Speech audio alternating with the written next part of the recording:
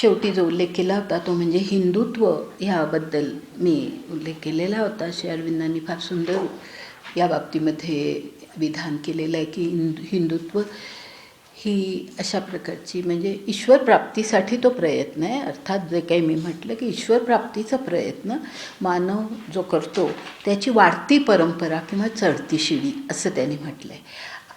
आणि हे म्हणजे ईश्वर प्राप्तीचा प्रयत्न करणं हा त्यातला महत्त्वाचा भाग आहे.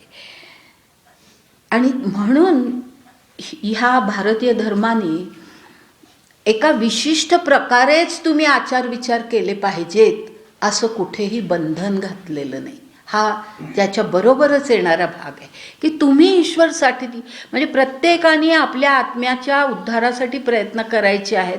त्याच्यामध्ये तुम्ही हेच केलं पाहिजे तेच केलं पाहिजे हाच एक धर्मग्रंथ तुम्ही वाचला पाहिजे असं काही नाही आहे.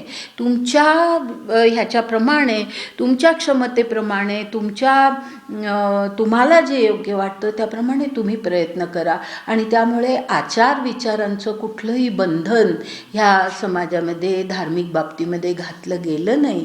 आणि त्याचा परिणाम असा झाला की ह्या समाजामध्ये धार्मिक आध्यात्मिक असं म्हणत नाही मी पण धार्मिक बाबतीमध्ये आचार विचारांची अत्यंत विविधता निर्माण झाली की जे आपल्या भारताचं स्वरूप आहे की आपण हिंदू म्हणतो पण हिंदू म्हटलं तरीसुद्धा त्याच्यामध्ये इतकी विविधता दिसते.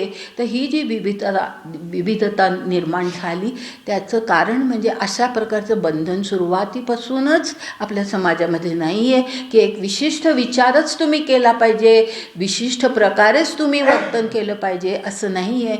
तुमच्या क्षमतेनुसार तुमच्या आवडीनुसार तुम्हाला जो योग्य मार्ग वाटतो त्यानुसार तुम्ही प्रयत्न करा. पण ईश्वर प्राप्ती हे तुमचं ध्येय असू दे. त्या ईश्वर प्राप्ती ह्याचाही नीट अर्थ आपल्या मनामध्ये असू दे की ते आध्यात्मिक उच्च शिखर जे आहे तिथपर्यंत पोचण्याचा तुमचा प्रयत्न असू दे. आणि तो तुम्हाला वाटतो त्या प्रकारे योग्य प्रकारे करा. आणि त्यामुळे भारतीय समाजामध्ये आचार विचारांची विविधता अनेकता फार आहे. आणि ह्या युरोपीय टीकाकारांना पहिली ठेच लागते ती इथेच.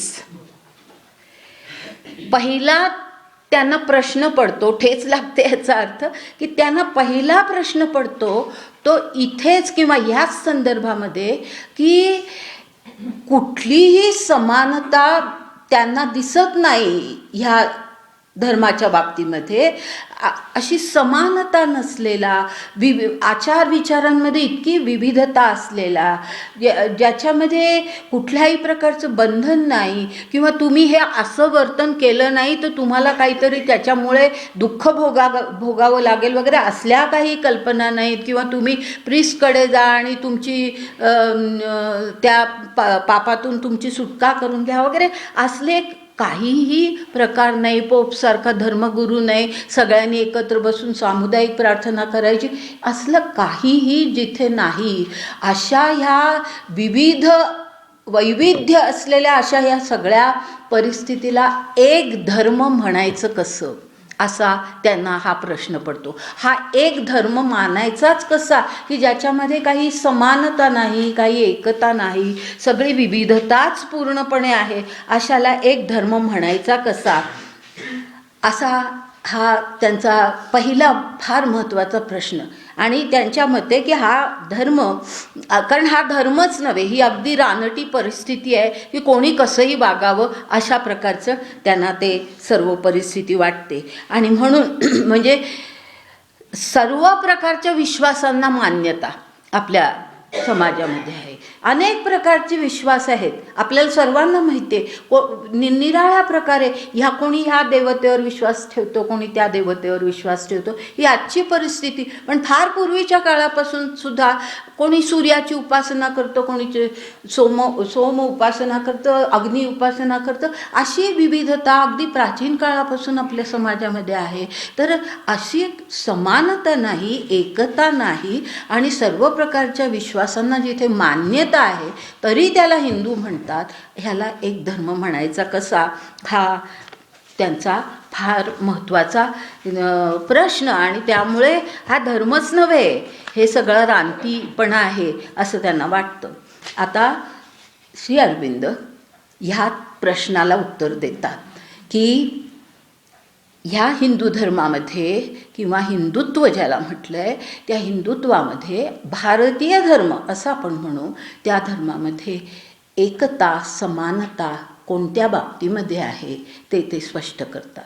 आणि ते असं सांगतात की ह्या भारतीय धर्मामध्ये 4 मूलभूत महत्त्वाच्या अशा गोष्टी आहेत, 4 मूलभूत असे अपेक्षा आहेत किंवा 4 महत्त्वाच्या गोष्टी आहेत. आणि त्या म्हणजे अशा, पहिली गोष्ट म्हणजे श्रद्धा. श्रद्धा आणि श्रद्धा म्हणजे काय, तर श्रद्धा ह्याचा अर्थ असा की कोणी काहीतरी एक सर्वोत्तम अशी शक्ती आहे, ॲब्सोल्यूट पॉवर ज्याला म्हणतात, काहीतरी अशी एक सर्वोत्तम सर्वश्रेष्ठ अशी एक शक्ती आहे आणि ती शक्ती हे सत्य अस्तित्व आहे याबद्दलची श्रद्धा. ते सत्य अस्तित्व आहे, ते शाश्वत आणि सत्य असं अस्तित्व आहे याबद्दलची श्रद्धा. मग ही कुठल्या देवतेबद्दलची श्रद्धा नाही आहे, हा फरक लक्षात घ्या की ती जी सर्वश्रेष्ठ पॉवर शक्ती आहे त्या अशी सत्य शक्ती, त्या सत्य शक्तीबद्दलची श्रद्धा, शाश्वत शक्तीबद्दलची श्रद्धा.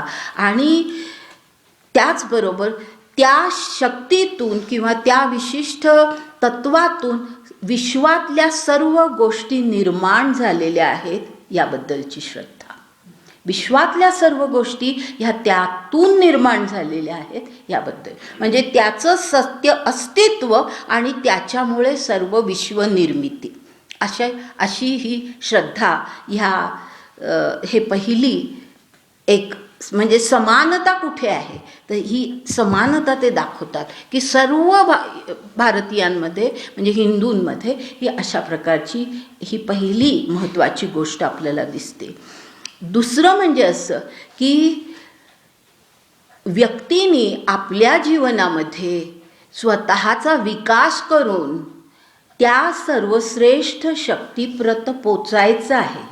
त्याला आपण परमेश्वर म्हणतो, परब्रह्म म्हणतो, जे काही म्हणतो ते, त्या शक्तीपर्यंत आपल्याला पोचायचं आहे. ह्यासाठी मानवाने प्रयत्न करायला पाहिजे, असं मानवाने प्रत्येकाने प्रयत्न करायला पाहिजे.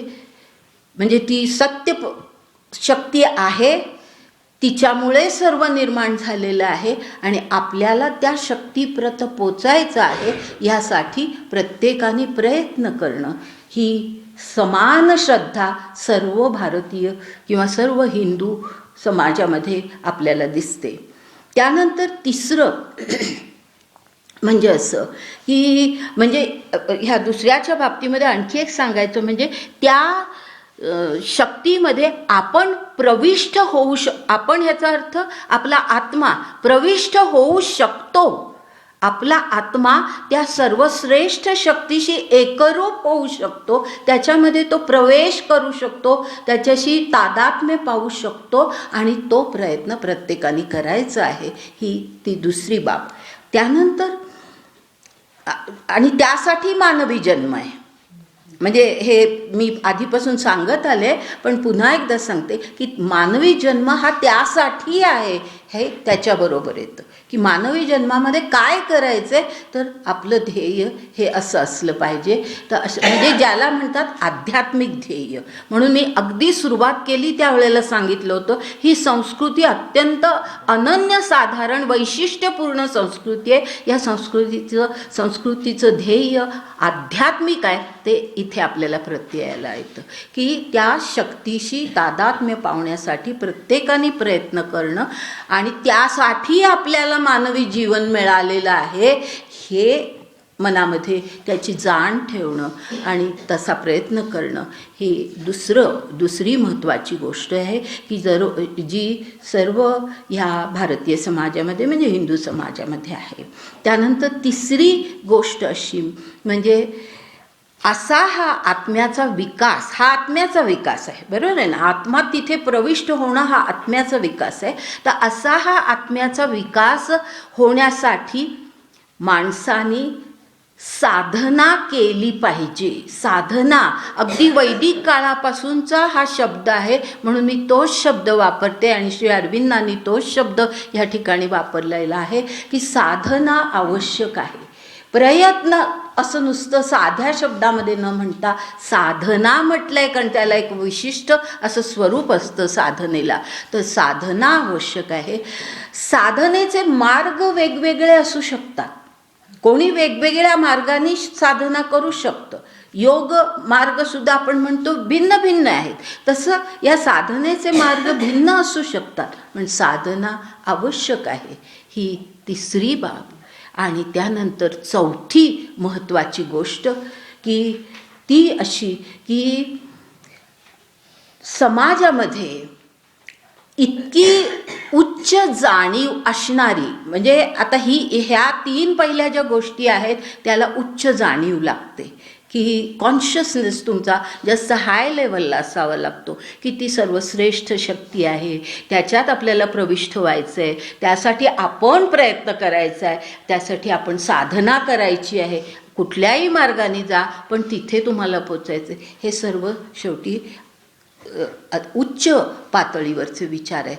पण आता हा चौथा जो संबंध हिंदू समाजातला चौथा समानता असणारा घटक असा की इतकी उच्च जाणीव नसणारे जी माणसं असतात, इतकी उच्च जाणीव नसणारी जी माणसं असतात आणि अशी बहुसंख्य माणसं असतात की ज्यांच्यामध्ये ही जाणीव नसते. तर अशी जाणीव ज्यांच्यामध्ये नसते त्यांच्यासाठी म्हणजे आता कनिष्ठ आध्यात्मिक पातळी आलं लक्षात. म्हणून मी आधी पहिल्यांदा त्या 2 पातळ्या सांगितल्या. तर ज्यांच्यामध्ये अशी उच्च जाणीव नसते अशा माणसांसाठी काही निश्चित अशी नीतिमूल्य, कर्तव्याच्या, धर्माच्या कल्पना ह्यांची एक व्यवस्था आवश्यक आहे आणि ती व्यवस्था हिंदुत्वानी केलेली आहे.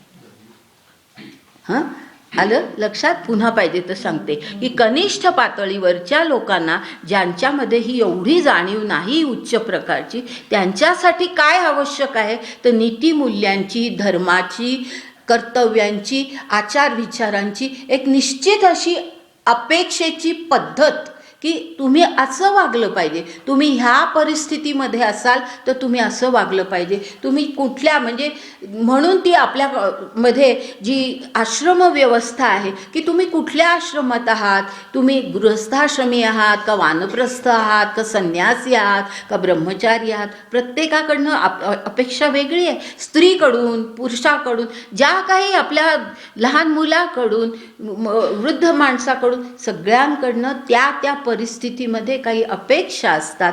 तर त्या अपेक्षा म्हणजेच नीतिमूल्य, धर्माविषयीचे विचार, धर्म म्हणजे पुन्हा कर्तव्यांची पद्धत, ती त्यांच्यासाठी आवश्यक असते आणि ती निर्माण किंवा त्या अशी नीतिमूल्यांची, धर्माची एक व्यवस्था या हिंदुत्वाने पुरवलेली आहे.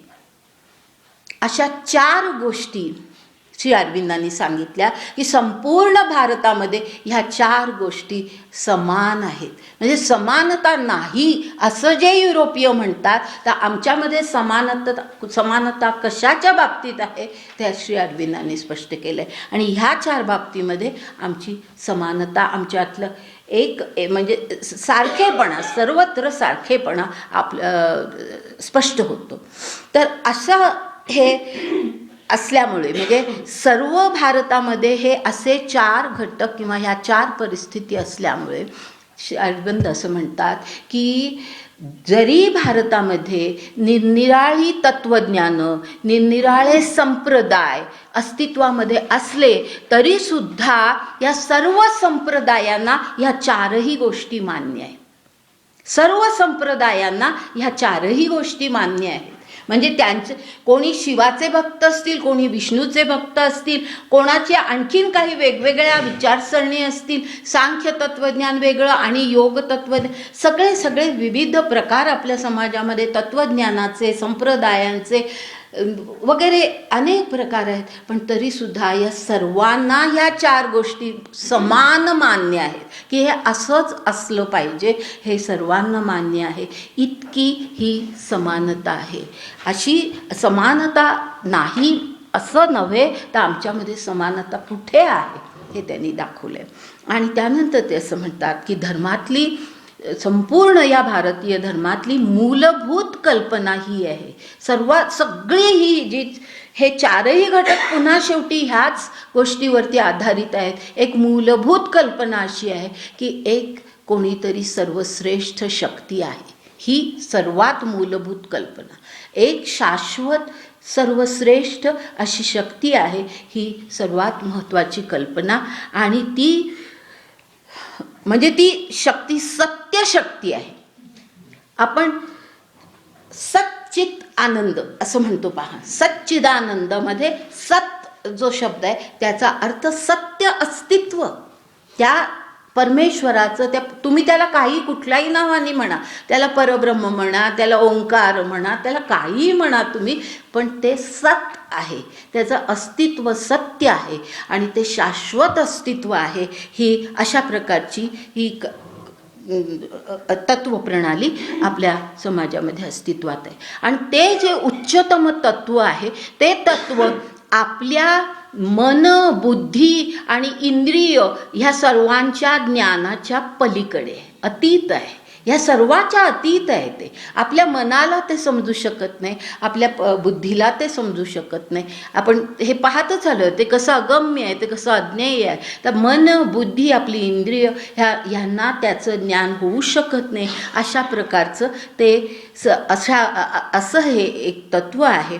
आणि तरीसुद्धा आपल्या मनबुद्धीला जरी ते कळत नसलं तरीसुद्धा ते सत्य अस्तित्व आहे. हा भाव, हे अशी श्रद्धा मनामध्ये असल्यामुळे प्रत्येक व्यक्तीने आपलं जीवन हे त्या शक्तीसाठी आहे, त्या शक्तीप्रत पोचण्यासाठी आहे. हा भाव कायम मनामध्ये ठेवायचा आणि त्यासाठी प्रयत्न करायचा. अशा प्रकारची शिकवण म्हणजे समान एक शिकवण ह्यामध्ये, किंवा एक समान श्रद्धासूत्र ज्याला म्हणतात, असं श्रद्धासूत्र या समाजामध्ये अस्तित्वात आहे. म्हणजे हे जे म्हणतात की काही समान काही नाहीच, तर आमचं हे समान श्रद्धासूत्र आहे असं श्री अरविंदांनी सांगितलं आहे.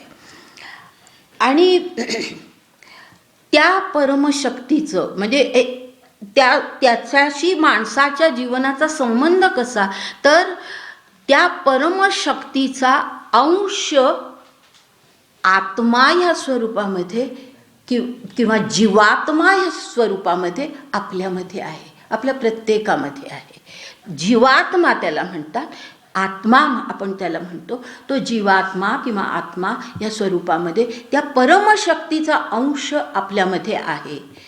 आणि तो ह्या जगामध्ये ज्या वेळेला तो जीवात्मा एका कुठल्या तरी शरीरामध्ये, म्हणजे मानवी, आपण आता माणसाचाच फक्त या संदर्भामध्ये विचार करूया, कुठल्या तरी मानवी शरीरामध्ये असताना ह्या प्रापंचिक जीवन ज्या वेळेला तो जगत असतो त्यावेळेला तो जीवात्मा त्याच्या शुद्ध स्वरूपापासून दुरावलेला असतो.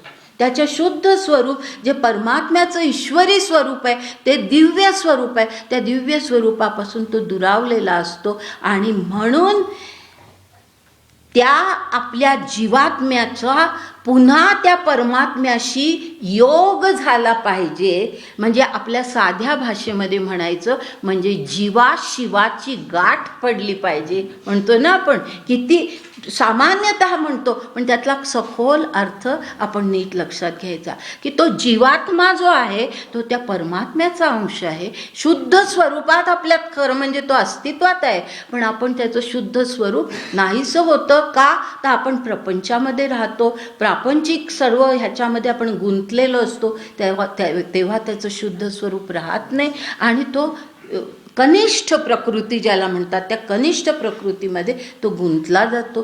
तिथून बाहेर पडून त्या जीवात्म्याचं पुन्हा त्या परमात्म्याशी योग होणं, म्हणजे जीवाशिवाची गाठ पडणं हे अत्यंत आवश्यक आहे. आणि त्यासाठी माणसाने प्रयत्न करायचा आहे. अशी शिकवण ह्या संस्कृतीमध्ये आहे, अशी शिकवण ह्या संस्कृतीमध्ये आहे. अर्थात हे एका जन्मामध्ये साध्य होणारी ही गोष्टच नाही.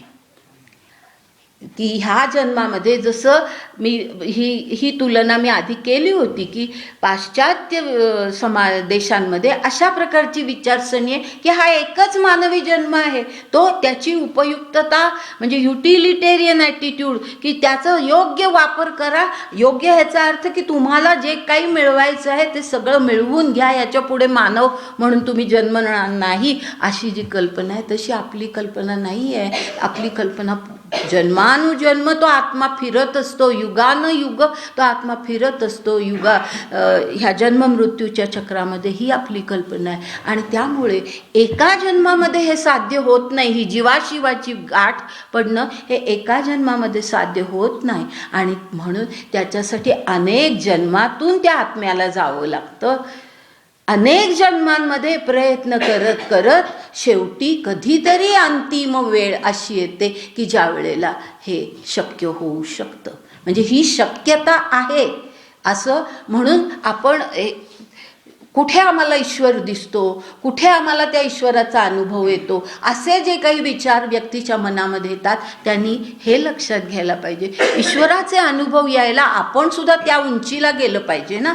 आपली उंची वाढली पाहिजे. ईश्वराचा अनुभव, जसं एखाद्या आपण जमिनीवरती खाली उभं राहिलो आणि अशी एक उंच टेकडी आहे, तर त्या टेकडीवरची झाडं आपल्याला एवढीशी वाटतात खालून बघितलं तर.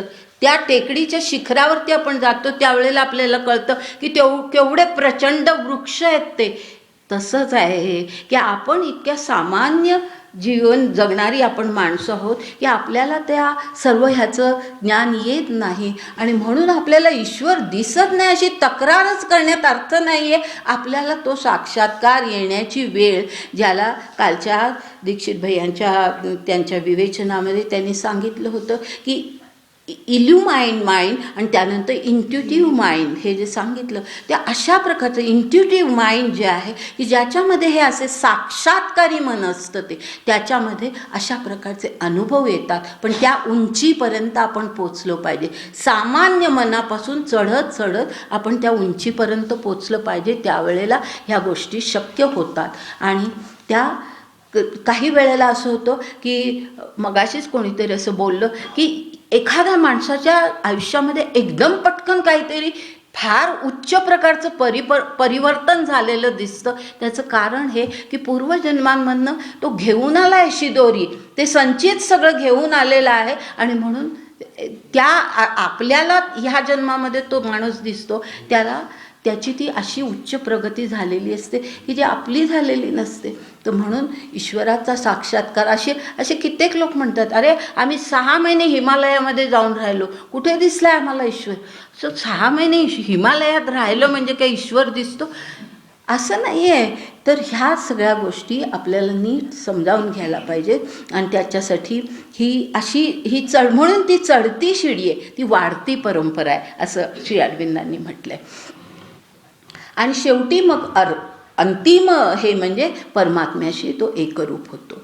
आणि तो परमात्म्याशी एकरूप होताना तो भक्ती मार्गाने जाऊ शकतो, किंवा परमात्म्याशी एकरूप होण्यासाठी तो भक्तीच्या मार्गाने जाऊ शकतो, तो ज्ञान मार्गाने जाऊ शकतो. आणि संन्यास मार्ग आणि ज्ञानमार्ग हे खूप एकमेकाशी संलग्न असे आहेत. कारण संन्यास हा तसाच आहे की प्रापंचिक सगळ्या ह्याच्यातून बाहेर पडून फक्त ईश्वराचं ज्ञान प्राप्तीसाठी प्रयत्न करणं, आपला आत्मा आणि परमात्मा यांचं ज्ञान मिळवण्यासाठी प्रयत्न करणं, आत्मजयाचा प्रयत्न करणं, तो संन्यास मार्ग. आणि असा हा ज्ञानमार्गाने तुम्ही जाऊ शकता, भक्ती मार्गाने तुम्ही जाऊ शकता, किंवा ईश्वरोन्मुख होऊन ईश्वराची इच्छा म्हणून प्रत्येक कर्म करणं, अशा कर्म मार्गानेही तुम्ही जाऊ शकता. ईश्वराची इच्छा आहे. जे काही आज आपण करतो आहोत ही ईश्वराची इच्छा आहे. तो आपल्याकडून ते करवून घेतोय. तुकाराम म्हणतात ना की माझी या बळे नाही मी बोलत, सखा कृपावंत वाचा त्याची. तुकाराम जे एवढ्या मोठ्या ह्याला पोचलेली व्यक्ती, ती म्हणते वाचा त्याची. आणि आपण एवढंसं काम करतो आणि आपण म्हणतो मी केलं. म्हणजे आपण किती कनिष्ठ पातळीवर आहोत पहा, की मी केलं, मला यश मिळालं, माझ्या मागच्या जन्मातून मला हे यश मिळालं. कशाला हा मी आपण जोपर्यंत सोडत नाही तोपर्यंत ह्या सगळ्या गोष्टी शक्य नाहीत. तर तुकारामांसारखा माणूस ज्या वेळेला म्हणतो, किंवा साळुंकी बोलत असे मंजुळ वाणी, बोलविता धनी वेगळाची. हे जे आहे ना, ही माणसं कुठे पोचलेली आहेत, ज्यांना सगळ्या ह्या गोष्टी अशा दिसत आहेत की हा ईश्वर साक्षात्कार आहे.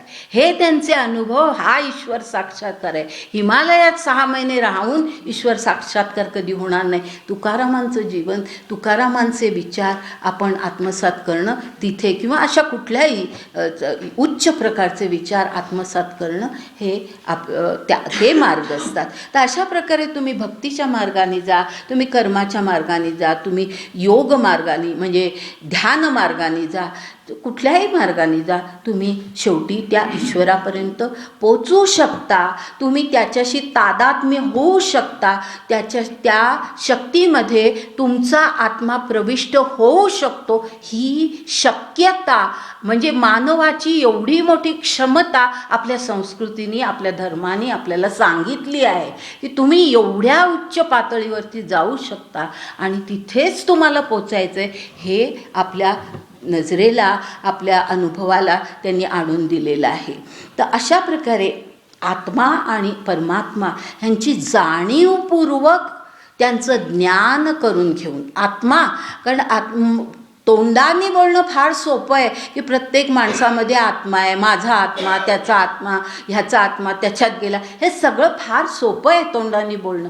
आत्म्याचं ज्ञान करून घेणं, आत्म्याचा अनुभव घेणं, ह्याचा अर्थ असा की आपण शरीर म्हणून न जगता आत्मा म्हणून जगणं.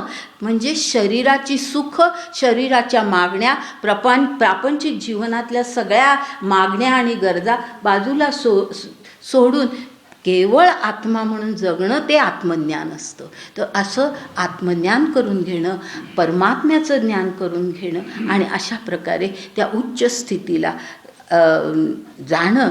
आणि जाणं ह्याचा अर्थ पुन्हा मृत्यूनंतरचा मोक्ष नव्हे, ह्या जगामध्ये जीवन जगत असतानाच आपण आत्मा आहोत, आपण परमात्मा आहोत, परमात्म्याचाच अंश आपण आहोत, हे सर्व जाणून त्या अनुभवामध्येच राहून आपण जेव्हा जीवन जगतो त्यावेळेला आपण आध्यात्मिक जीवन जगतो.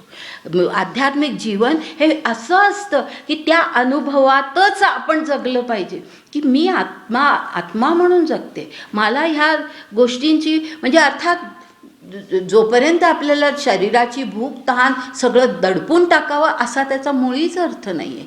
कुठल्याही प्रकारच्या शारीरिक गरजांवरती असं दडपण आणावं, गरज आणि मोह ह्याच्यामध्ये फार फरक आहे, हेही आपण लक्षात घ्यायचं. पण ज्या गरजा आहेत त्या दडपून नाही टाकायच्या आणि त्याच्या बरोबर आपण आत्मा म्हणून जगलो, आपण परमात्मा म्हणून जगलो तर आणि विश्व म्हणून जगलो त्याच्याही पलीकडे. कालही मी ते सांगितलं, हे विश्वाची माझे घर. ज्ञानदेव जगले तसे की कोणी माणूस, मग तो अमेरिकन असो, तो इंग्लिश असो, नाही तर आणि कुठला असो, नाही तर आपल्या देशातला अगदी कुठल्याही टोकाचा माणूस असो, तो माझाच, मीच आहे, तो माझा पण नाही, तो मीच आहे असं ज्या वेळेला आपण म्हणतो ना, त्यावेळेला त्याचं दुःख आपल्याला कळतं.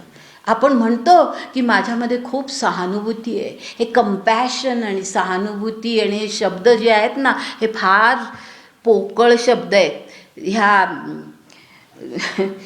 ब्युटी पार्लर, ब्युटी काय कॉन्टेस्ट असते, त्या ब्युटी कॉन्टेस्टमधल्या त्या आपली पर्सनॅलिटी काय डेव्हलप्ड आहे हे दाखवण्यासाठी शब्द जे वापरतात ना, कंपॅशन, काय कंपॅशन, तुम्ही काय ते तिथे जिंकून पैसे मिळून आल्यानंतर तुम्ही काय केलं, तिथे खूप बोललात, काय केलं, पूर्वी काही केलं नाही, नंतरही काही केलं नाही, ही कुठली कंपॅशन आली?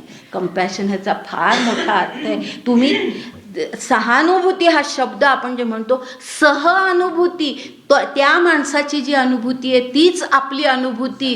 तो जो दारिद्र्यामध्ये राहतोय, ज्याला आज पोटाला 2 वेळेला काय 1 वेळेला सुद्धा खायला मिळत नाही, अशी जी त्याची परिस्थिती आहे, ज्याला वस्त्र नाही, ज्याला निवारा नाही, ज्याला काही कुठल्याही गरजा भागत नाही, त्याची जी दयनीय परिस्थिती आहे ती आपल्याला त्याच्याबद्दल सहानुभूती वाटणं, ह्याचा अर्थ तो अनुभव आपण घेतोय असं आपल्याला ज्या वेळेला वाटतं तेव्हा आपण विश्वाशी एकरूप झालो आहे, असं एवढी महान कल्पना आहे. तर अशा प्रकारे असं हे सर्व ज्या वेळेला घडतं त्यावेळेला आत्मा परमात्मा ह्याची जाणीवपूर्वक आपण किंवा ह्याची जाण आपल्या मनामध्ये ठेवून त्या प्रकारे आपण ज्या वेळेला जगतो त्यावेळेला आपण त्या आध्यात्मिक उच्च पातळीला पोचू शकतो. आणि श्री अरविंद असं म्हणतात की भारतामध्ये भिन्न तत्वज्ञान आहेत, भिन्न संप्रदाय आहेत, पण तरीसुद्धा ह्या सर्व संप्रदायांना ह्या काही मूलभूत आपली जी तत्व आहेत ती सर्व संप्रदायांना मान्य आहेत. आणि ती मूलभूत तत्व अशी की माणसाचं सत्य स्वरूप हे आत्मा आहे, शरीर नव्हे. आणि आत्मा हा परमात्म्याचा अंश आहे आणि त्या परमात्म्याशी आपण योग पावायचा आहे, म्हणून आपलं जीवन एका विशिष्ट प्रकारे आपण जगायचं आहे. असा प्रयत्न करणं हे आयुष्य असतं, हे मानवी जीवन असतं, कारण त्यासाठीच आपल्याला मानवी जीवन प्राप्त झालेलं आहे.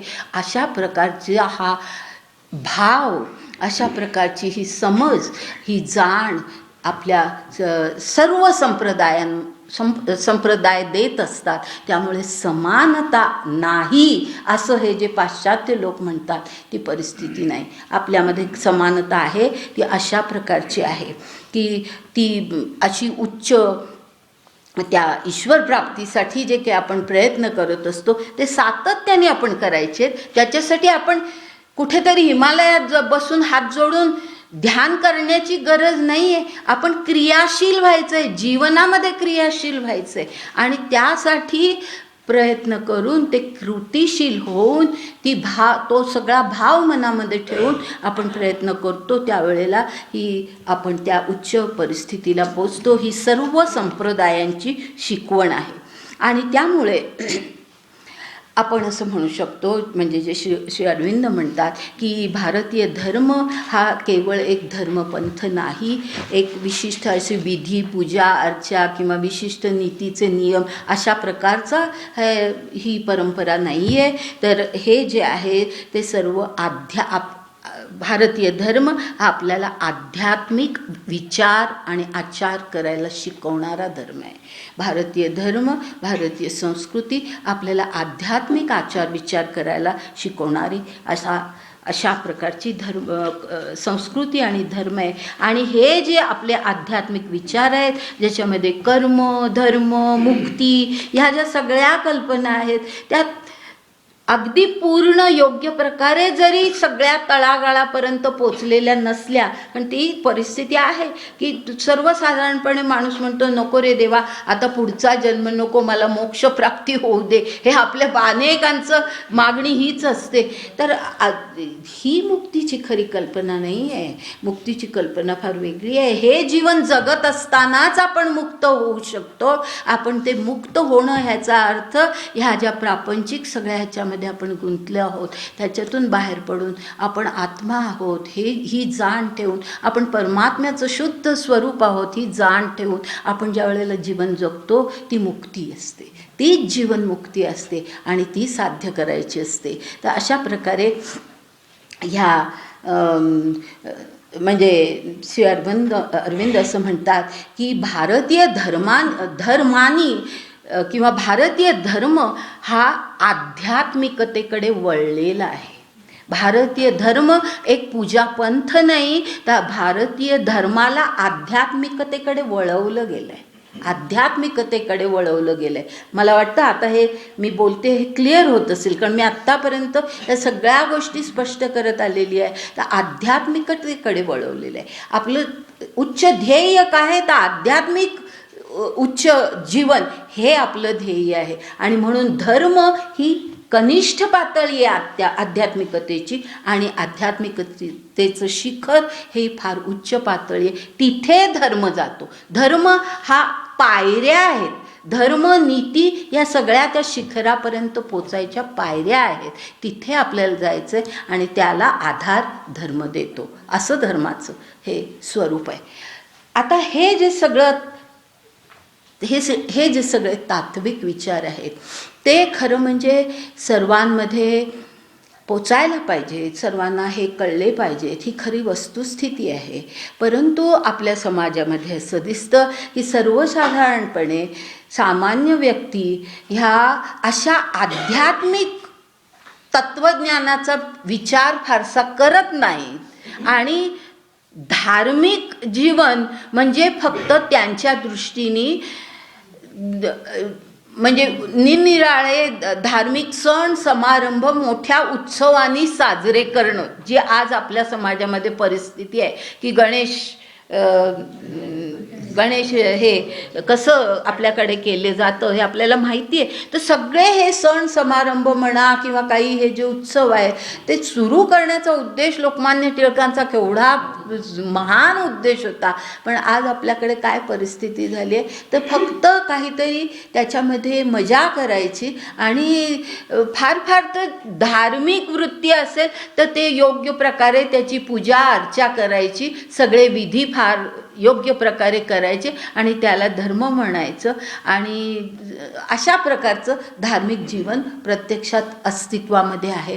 पण श्री अरविंद म्हणतात ह्याही बाबतीमध्ये प्रत्येक गोष्टीचं त्यांनी कसं स्पष्टीकरण केलं आहे की श्री अरविंद म्हणतात की हे सुद्धा ते म्हणतात काहीसं स्वाभाविक आहे.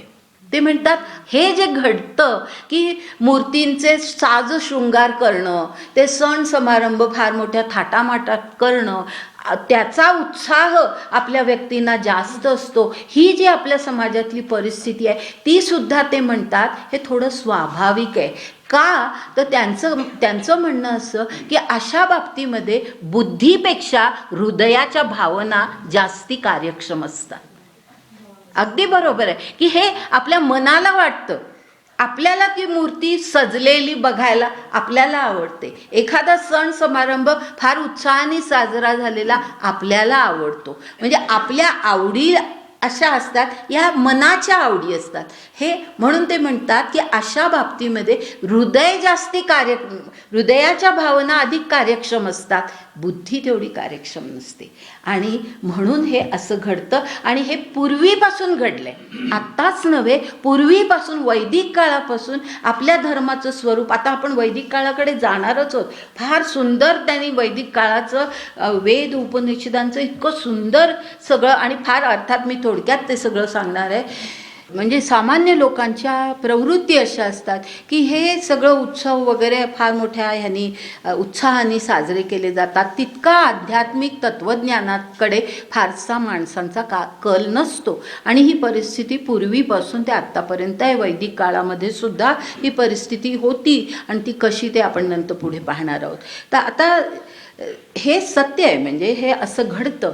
पण तरीसुद्धा श्री अरविंद म्हणतात की असंच जर जास्त प्रमाणामध्ये होत राहिलं की माणसं फक्त अशा बाह्य गोष्टींमध्येच जास्ती उत्साह दाखवायला लागले, आणि आंतरिक जे काही धर्माचं स्वरूप आहे की काय म्हणजे आपल्याला कुठून कुठे पोचायचं हे आंतरिक स्वरूप आहे, तर ते जे धर्माचं स्वरूप आहे, आपल्या अध्यात्माचं स्वरूप आहे, त्याचा जर आपल्याला विसर पडला तर मात्र शक्यता अशी आहे की आपण ईश्वरोन्मुखता जी आपल्याकडनं अपेक्षित असते की आपण ईश्वरोन्मुख होऊन जीवन जगलं पाहिजे, कर्म केलं पाहिजे, ही जी आपल्याकडनं आवश्यकता असते, अपेक्षा असते, ती राहत नाही. माणसं फक्त बाह्य सगळ्या उत्साहामध्ये गुंतली जातात आणि त्याच्यातच आनंद मानतात, आणि आध्यात्मिक जी प्रगती व्हायला पाहिजे, कनिष्ठ ह्या पातळीहून आपल्याला उच्च पातळीकडे जे जाणं आवश्यक आहे, हा आध्यात्मिक विकास, आत्म्याचा विकास करणं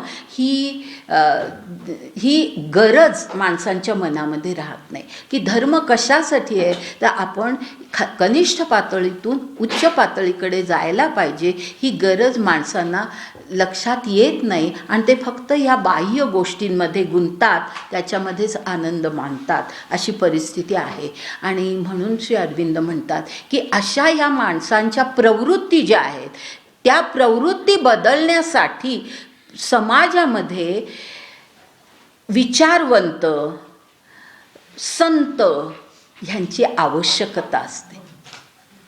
की माणसांना बदलायचे, माणसांचे विचार बदलायचे आहेत, ह्याच्यासाठी कशाची आवश्यकता आहे, तर असे विचारवंत, उच्च विचार करणारे विचारवंत, तशा प्रकारचे विचार करणारे संत ह्यांची समाजामध्ये निश्चित आवश्यकता असते. अशा महान व्यक्ती समाजामध्ये असणं आवश्यक असतं. आणि श्री अरविंद त्याबरोबरच असं म्हणतात की भारतामध्ये अशा श्रेष्ठ व्यक्तींचा कधीच तुटवडा पडलेला नाही, कधीच तुटवडा नाही. आणि तशा व्यक्ती आपल्या प्रत्येक काळामध्ये आपण पाहिलं तर आपल्याला दिसतात. आणि आपल्या अलीकडचा काळ आपण पाहायला, अलीकडचा म्हणजे गेल्या काही कित्येक वर्षांमधला आपण काळ पाहिला तर पहा, तुकारामाचे अभंग, तुकारामांचे अभंग, कबीराचे दोहे, नंतर शीख धर्मगुरूंनी दिलेली शिकवण, नंतर तामिळ संतांची, ह्या दक्षिणेमध्ये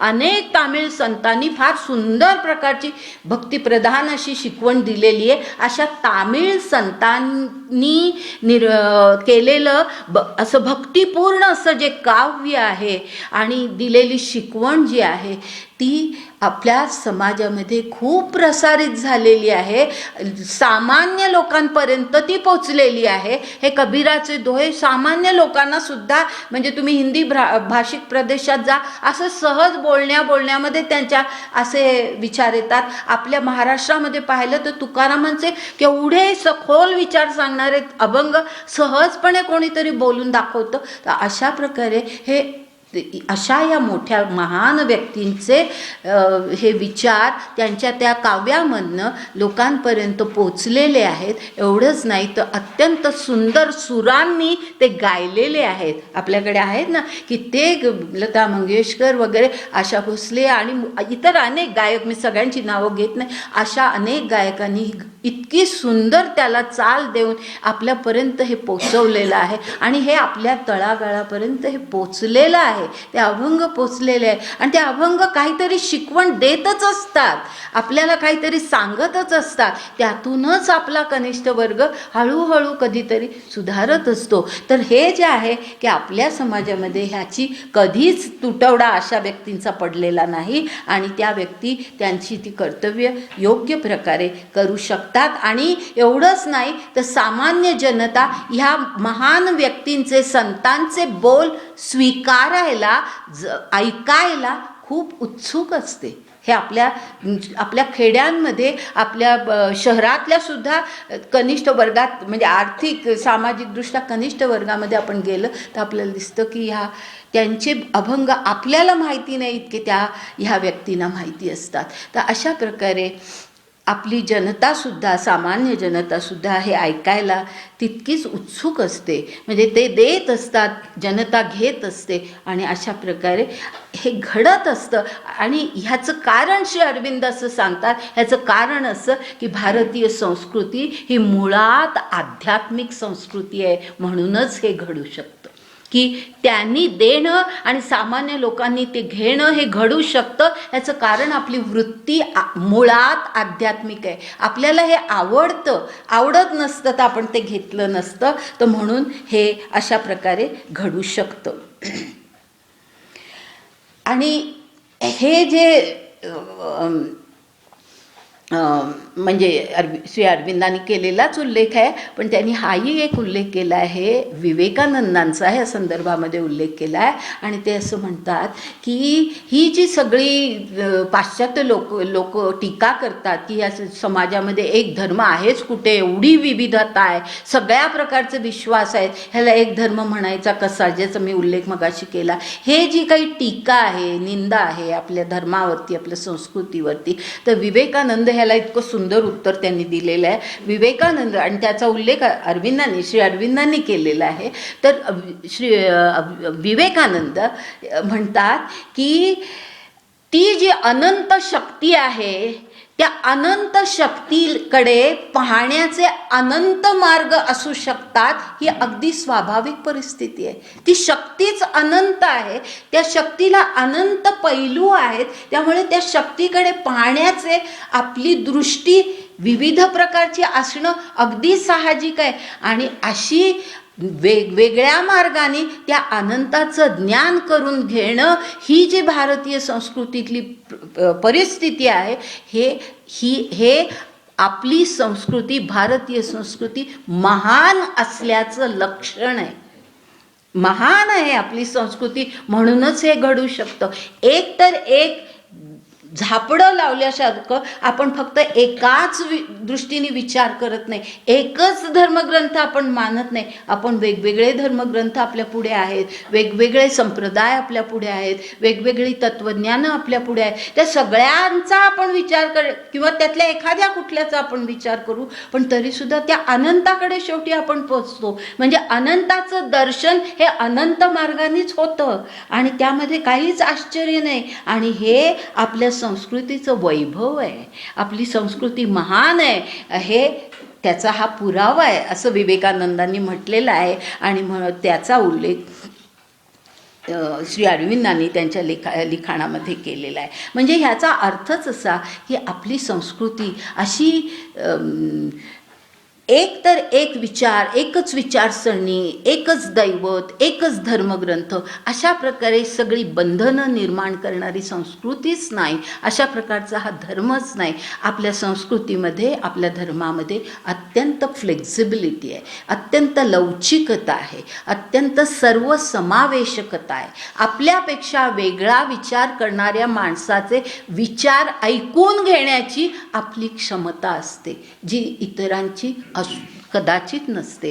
तर अशा प्रकारे ही सर्वसमावेशकता आणि लवचिकता ही भारतीय संस्कृतीचं फार महान असा एक गुण आहे की ज्यामुळे हे वेगवेगळ्या प्रकारच्या तत्त्वज्ञानांना, संप्रदायांना, वेगवेगळ्या विचारप्रणालींना, वेगवेगळ्या दैवतांना, वेगवेगळ्या प्रकारच्या योग पद्धतींना आपण सगळ्यांना सामावून घेतलं आहे. आपल्यापेक्षा काहीतरी वेगळं कोणीतरी सांगतं, चार्वाक सुद्धा त्याचं मत ह्या संस्कृतीमध्ये मांडू शकला. इतकं प्रचंड वेगळं मत होतं, पण ते सुद्धा त्या इतक्या पूर्वीच्या काळी तो मांडू शकला. याचा अर्थच असा की तेवढं मांडायला त्याला तेवढा वाव होता. हे पाश्चात्य जगामध्ये पूर्वीच्या काळामध्ये घडलं नाही. त्यांचा जो काही धर्म आहे त्याच्यापेक्षा वेगळा काही विचार मांडला तर त्या माणसाला देहांताची शिक्षा देईपर्यंत प्रयत्न किंवा अशा प्रकारचे सुद्धा घटना त्या देशांमध्ये घडलेल्या आहेत की ज्या आपल्याकडे ह्या विचार व्यक्त करायला, मग तो विचार स्वीकारायचा का नाही हा पुढचा भाग आहे, पण विचार व्यक्त करायला आपल्याला मुभा दिलेली आहे. अशी ही लवचिकता आपल्या संस्कृतीची आणि आपल्या धर्माची आहे.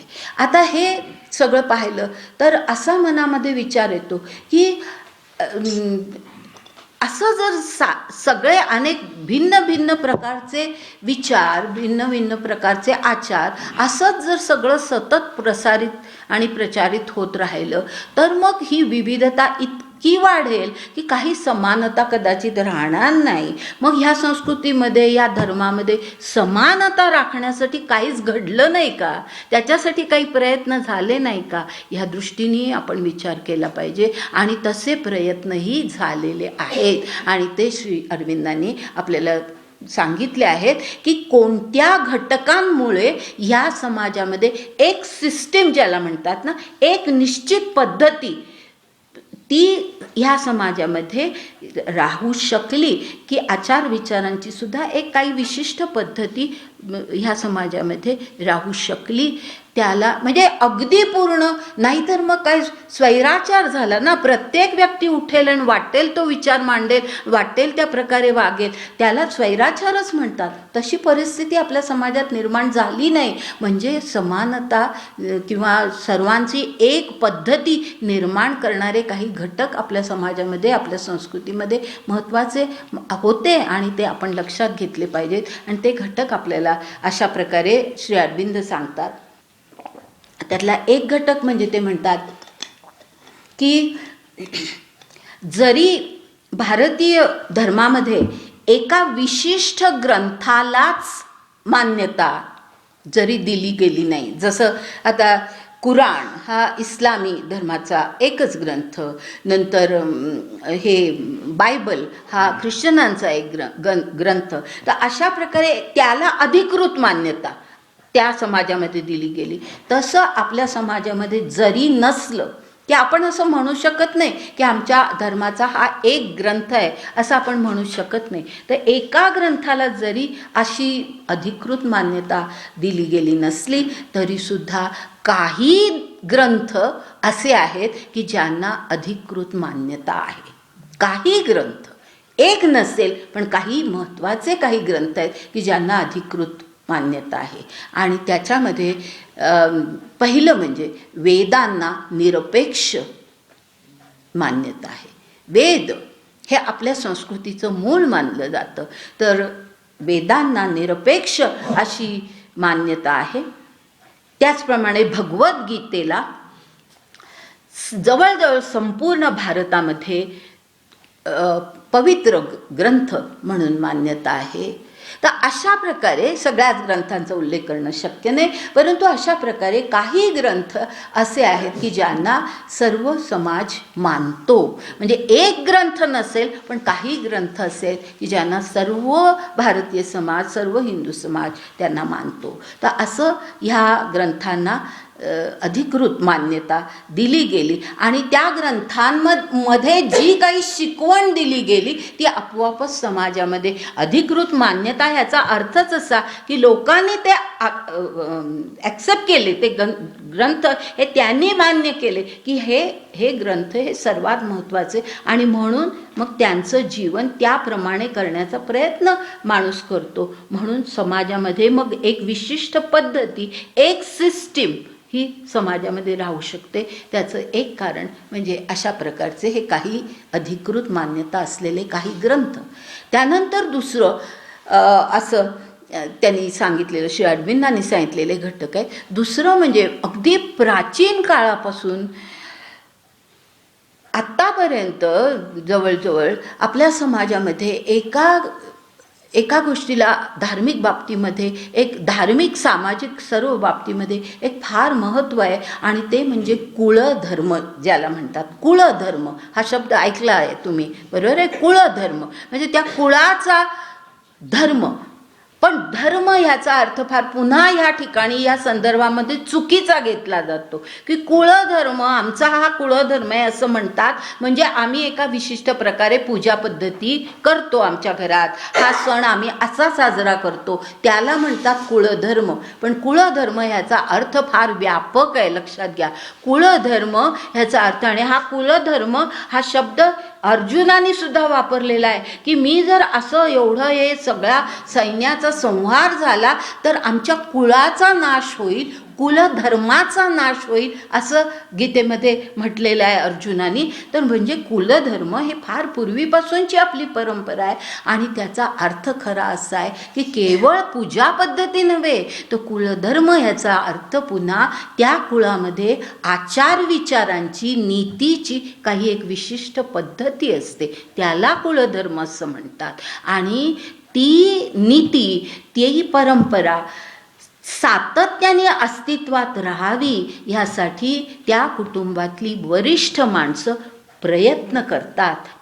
तो कुळधर्म असतो. की आपला कुळधर्म नष्ट होऊ नये ह्यासाठी त्या कुळातली वरिष्ठ माणसं म्हणजे आपल्या पितृप्रधान ह्याच्यामध्ये सर्वसाधारणपणे घरातला पिता किंवा कुठलेही पुरुष वडील म्हणजे जास्त वृद्ध असे पुरुष घरातले आपल्या कुळाच्या परंपरा मोडल्या जाऊ नये म्हणजे आचार विचारांच्या परंपरा मोडल्या जाऊ नये हे त्याचं खरा अर्थ आहे कुळधर्म याचा.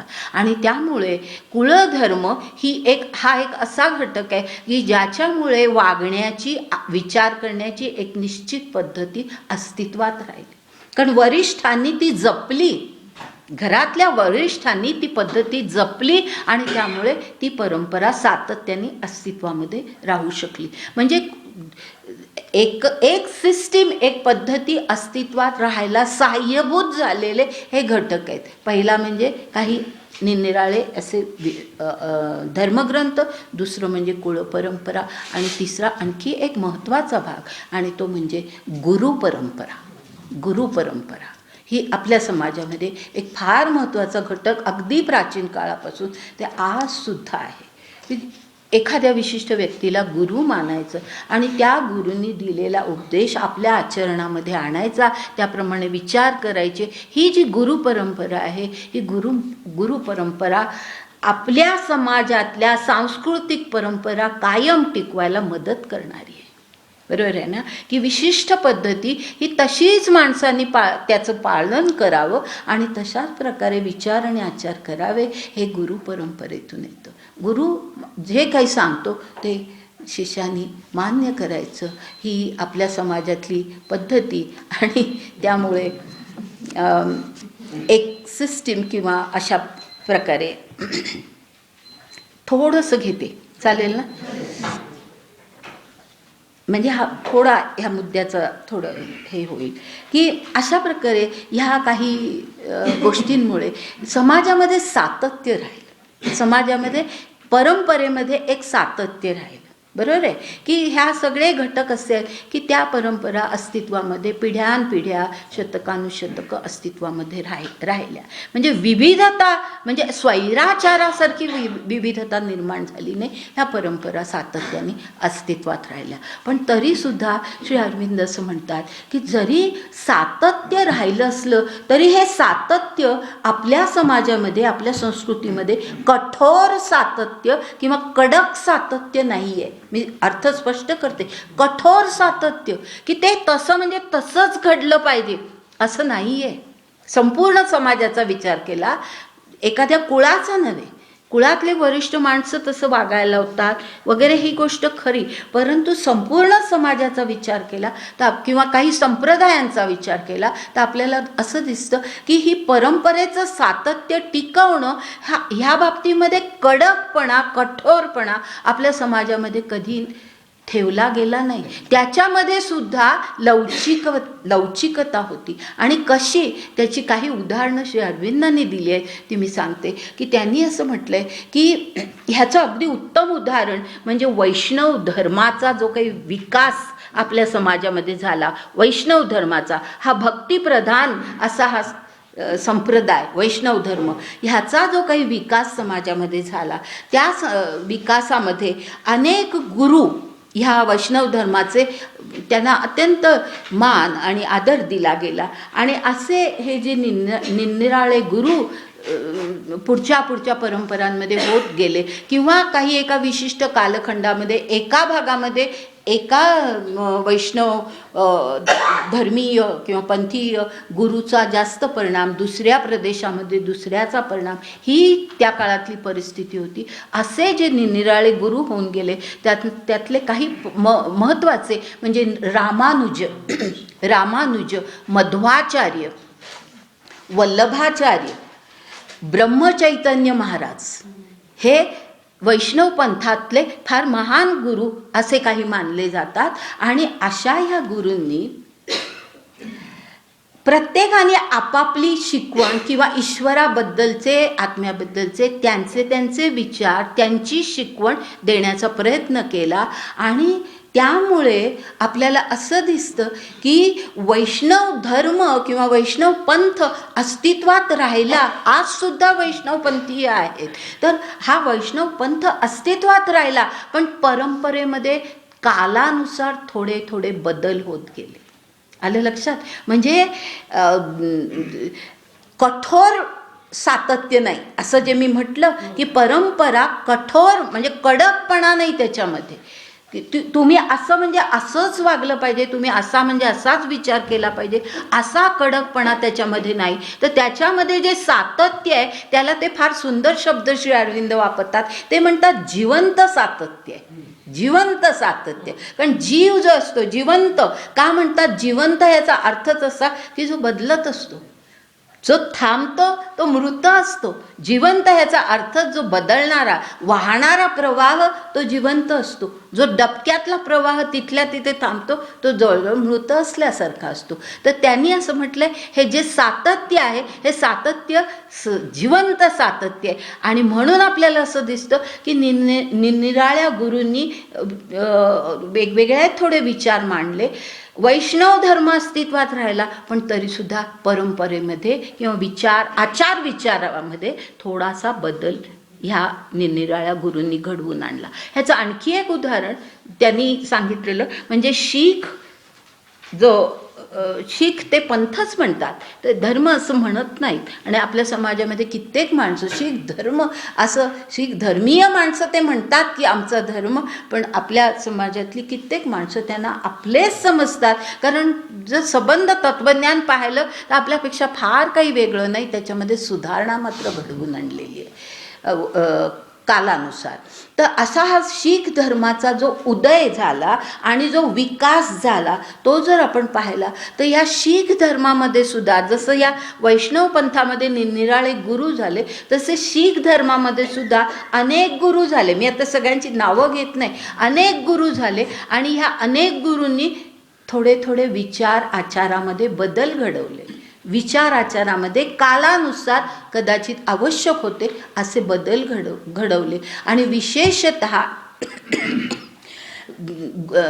त्यांचा जो गुरु गोविंद सिंग नाव ऐकलं असेल, या गुरु गोविंद सिंग ह्यांनी तर ह्या शीख धर्माला खूपच वेगळं स्वरूप देण्याचा, म्हणजे ज्याला लोकशाही धर्म असं म्हणता येईल, ज्याच्यामध्ये लोकशाही वृत्ती होती, अशा प्रकारचा शीख धर्म ह्या गुरु गोविंद सिंगांनी निर्माण केला. म्हणजे तशा प्रकारचे आचारविचार निर्माण केले. खालसा ही जी त्यांनी निर्माण केलेली पद्धती, ही खालसा पद्धती ही लोकशाही पद्धती होती. तर अशा प्रकारचे जे पूर्वीच्या काळामध्ये शीख धर्माचा उदय झाला त्यावेळेला जे विचार नव्हते ते आणखी नवीन विचार पुढच्या काळामध्ये आले. तर अशा प्रकारे सातत्य, जिवंत सातत्य ह्याला म्हणतात. जिवंत म्हणजे living continuity. It's a live continuity, it's not dead. म्हणजे एका ठिकाणी आता ही परंपरा आहे ती वर्षानुवर्ष शतकानुशतकं तशीच ठेवायची असा कडकपणा न ठेवता काळानुसार आवश्यकतेनुसार निरनिराळ्या विचारानुसार त्याच्यामध्ये बदल घडवले. आणि अशा प्रकारे आपल्या समाजामध्ये असे बदल घडत आले. धर्म संप्रदाय ह्याच्यामध्ये धार्मिक विचारसरणीमध्ये सुद्धा असे बदल घडत आले. कारण असं ह्यालाही पुन्हा फ्लेक्झिबिलिटी म्हणजे लवचिकता हेच कारण आहे. या सगळ्यामध्ये लवचिकता आहे. जर कडकपणा असता तर असं कधी घडूच शकलं नसतं. ही लवचिकता आहे, ही फ्लेक्झिबिलिटी आहे, समावेशकता आहे. एखादा नवीन काही विचार सांगितला तर गोविंद सिंगाचा विचार हा पूर्वीच्या ह्याच्यापेक्षा फार वेगळा आहे म्हणून तो नाकारला नाही. धर्मतत्व तीच आहेत, मूलतः तीच आहेत, फक्त आचार विचारांचे थोडे बदल केले, त्यांना ॲक्सेप्ट केलं गेलं. तर अशा प्रकारे धर्म जिवंत म्हणजे धार्मिक संप्रदाय हे अशा प्रकारे सतत टिकले, पण ते असे थोडे बदलत गेले. ह्याला म्हणतात जिवंत सातत्य, कठोर सातत्य नाही. आता इथे